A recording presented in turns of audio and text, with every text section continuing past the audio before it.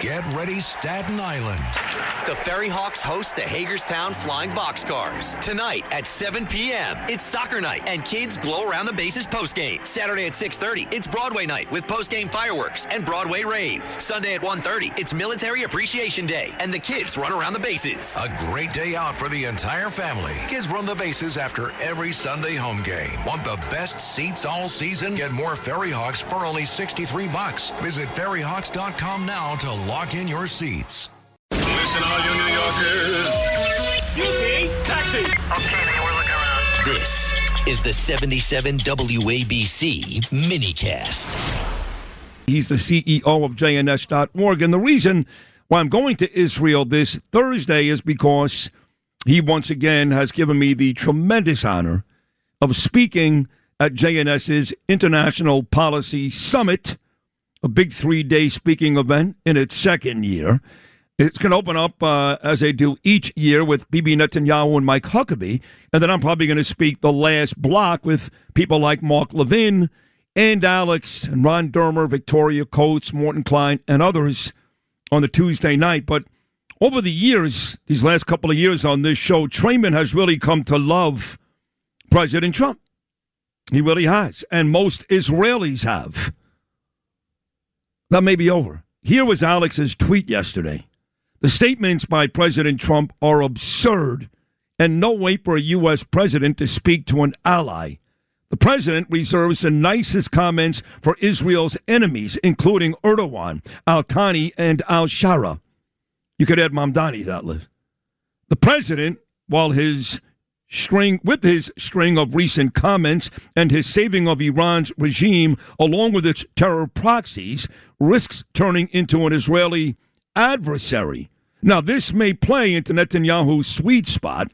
Netanyahu has deftly managed the war on multiple fronts, dealing with all kinds of diplomatic pressures. And historically, Netanyahu has been at his best when dealing with adversarial presidents.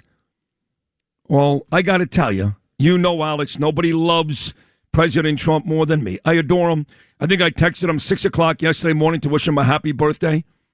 But I agree with you 100%. This deal sucks. It's a bad deal. There's nothing good about it. He's basically putting everything back where it was.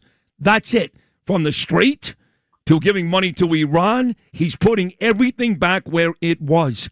That's it. And for you folks, it's a horror show. So I want to disagree with you, Alex, but I'm not sure I can. Well, good morning, Sid. I would say that many Israelis are disappointed. A country that's been in war for 2.5 years is ready to keep that war going if it would mean the end of this regime in Iran. The deal that President Trump's entering into is a deal that saves the regime.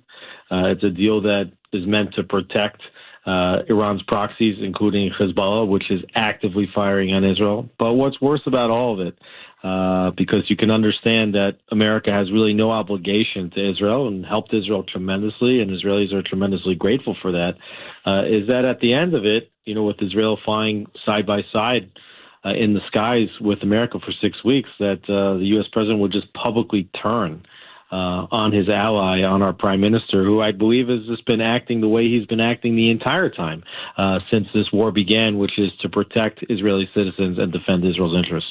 So why is he doing that? Is he, upset that there are morons out there that say, oh, Bibi, this is Bibi's war, so is Trump coming off particularly rough on Bibi? I mean, calling him names almost every day now, every day to prove to these morons out there that he's in charge. God, I hope he's not doing that. Well, that's exactly what he's doing, and he's doing that by speaking to reporters like Barak Ravid, who are the very same reporters that the Biden administration was leaking, comments about Netanyahu too. So, he's using these left-wing journalists, which if it was on American concerns, he would be calling them out and telling them how disgusting they are. But here, with regard to Israel, he's using them to do exactly what the Biden administration was doing. He's doing it to get the MAGA community off his back, and he's also doing it to demonstrate to Iran and to Hezbollah and the Qataris and the Turks and everybody else in the region that he is the boss and that he can push Netanyahu around. And Bibi can't do much about it because, correct me if I'm wrong, elections may be coming up as early as October in Israel. And Bibi almost needs to win again. There's a lot of people here who say if he doesn't win, they're going to arrest him. Pretty much the same thing as Trump. Remember, if Trump didn't win, he was going to jail, bottom line. And a lot of people think Bibi is facing very similar circumstances. Plus, he wants to win because he's a great prime minister and he loves the country. But I think Bibi may not be able to say to Trump what he wants to because he's probably afraid that Trump will really kill him, and that'll hurt his reelection chances. So is that not true?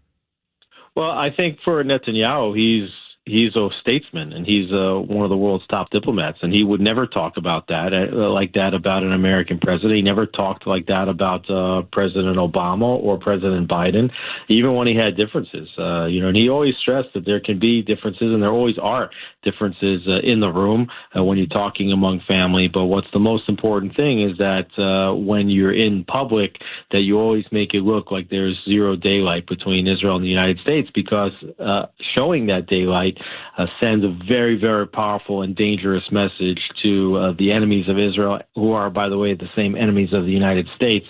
Netanyahu would never talk like that about President Trump. And I think that even as President Trump says these things about Netanyahu is still grateful for the help that he has received from President Trump, and particularly the bombing of Fordo a year ago in June and these last 6 weeks of war against tackling Iran's nuclear facilities and ballistic missile facilities. Here's the bottom line. President Trump did what other presidents promised, but Trump had the courage to do it. I love you, Mr. President. Did a great job. Anybody who argues that we should not have gone into Iran is stupid or anti-Semitic or biased. We had to do what we did. We had no choice. They did have enough material to build 11 nuclear bombs. Whether it was the next day or 6 months later, they said the same thing about World War II with Hitler. Oh, it's not tomorrow. So what? So it took a couple of months to kill 6 million people? So at the very least, he did the right thing when he started this thing. But it unraveled. That's the bottom line. And there was no exit strategy. And he underestimated, I believe, Iran. They'll stick around and keep doing this for years. And he's got the midterms coming up.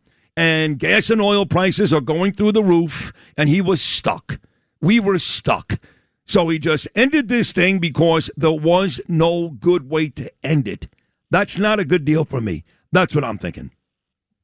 Right. I mean, Israelis were hoping that this military campaign would crush the regime. And I understand that the president has reasons why he didn't want to keep it going, but there was also a feeling in Israel that the economic pressure on Iran could eventually lead to its downfall. But what this deal does, in addition to leaving the enriched uranium in place, we don't know what's going to happen with that. That still has to be negotiated. But what it does is it immediately releases very strong sanctions on Iran, and it allows Iran to start selling oil once again. Is that immediate? Because I've heard numbers anywhere between $20 to $28 billion. I just want to make sure, because they're going to spend the next 60 days jerking each other off talking about the uranium, which the Iranians are not going to give it up no matter what Trump does or says. So you're right. Does that start right away, the sanction relief and that money right away? Not only sanctions relief, but what we're seeing now is the exact reversal of what we saw early in the war, where you had countries in the Gulf, turning to the United States, turning toward Israel. And now just in the last week, we've seen countries like the United Arab Emirates reportedly releasing anywhere from $3 to $10 billion that they're basically bribing Iran with. The Qataris sending money basically as bribes to Iran. With the United States unwilling to finish the job, these countries now are very quickly pivoting, and they're basically paying off the Iranian regime not to attack them. Wow. I just can't believe that we've gotten to this point with this war where the president and the United States is about to sign a bad deal. I'm shocked. And, you had said to me on this show many, many times, and even Trump has said it. Trump said, if I run in Israel, I'd beat Bibi. I could beat anybody. He's right. I mean, all those times I kept going back and forth. There were Trump signs all over Tel Aviv. Probably 95% of Israel loved him. And I talked to a lot of people, not just you, Alex, in Israel now, that are very upset. How much of a hit is Trump taking with this deal? I think Israelis are very upset right now. We always heard, that you take Trump seriously, but you don't take him literally. But what we've heard just over the last really 2 months since the fighting stopped is we just see a president that's flip-flopping, doesn't seem like he knows what he wants to do, what he doesn't want to do, is constantly intentionally trying to misdirect us.